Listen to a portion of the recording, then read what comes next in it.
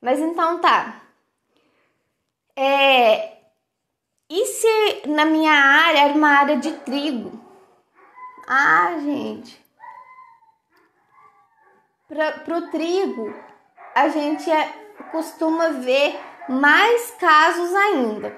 Eu vou mostrar uma foto para vocês dessa situação que a gente vivenciou em Nazareno. Então, era uma área de trigo e estava sob palhada, muita palha, e aquilo ali, as espodópteras ficaram ali no meio.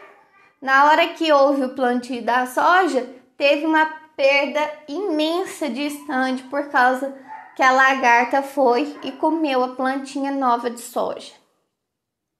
Então é por aí que a gente começa a ter uma maior eficiência na nossa área, com planejamento.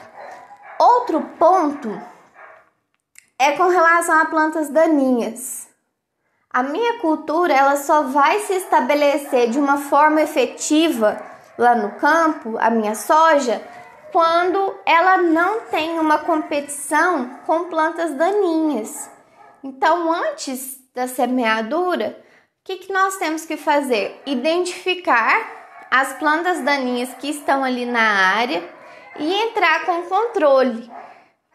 O maior problema que a gente tem é aquelas plantas que são resistentes ao glifosato.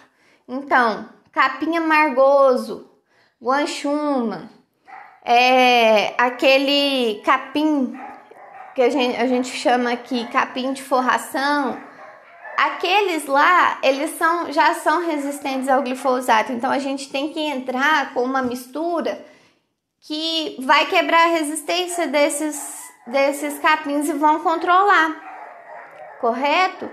Outro ponto que a gente tem que perceber com relação às plantas daninhas é se existe ali na área aquelas que são chamadas proibidas e toleradas para a cultura da soja, que está lá nos nossos padrões de campo para soja, certo? Então, a gente vai observar dentro da gama de plantas daninhas que eu tenho ali na área, tem alguma que está lá na minha listinha de nocivas proibidas e toleradas? Se tiver, a gente tem que ter uma atenção redobrada para isso. Por que eu falo isso? Vamos supor que a cultura anterior não foi milho, não foi trigo, não foi aveia, foi feijão calpi. Feijão calpi, Vigna unguiculata. Esse feijão, ele é uma nociva proibida para a cultura da soja. Então, por que isso?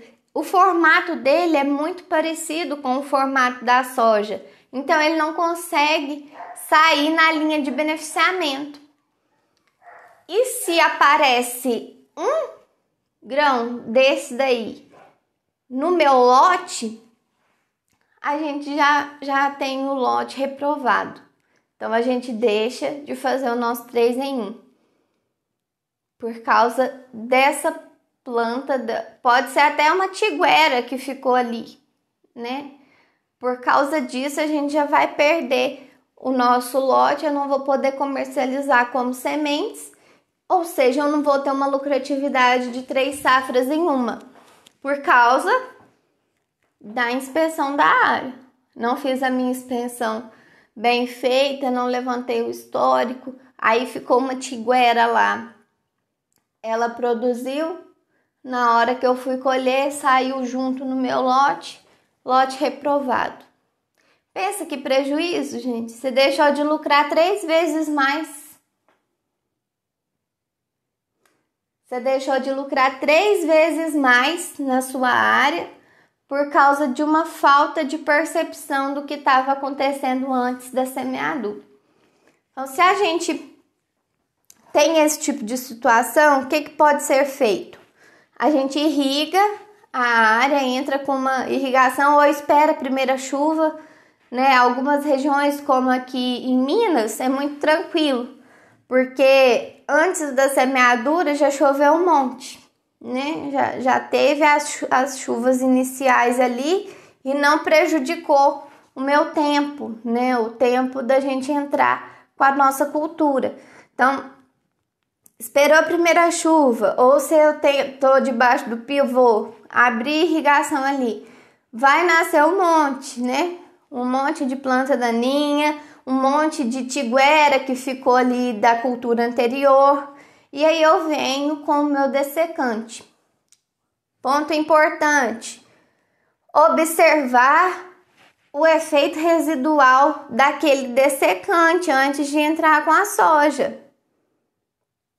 Alguns dessecantes, eles são prejudiciais para o estabelecimento inicial da cultura. Então, vai ter fitotoxidez ali.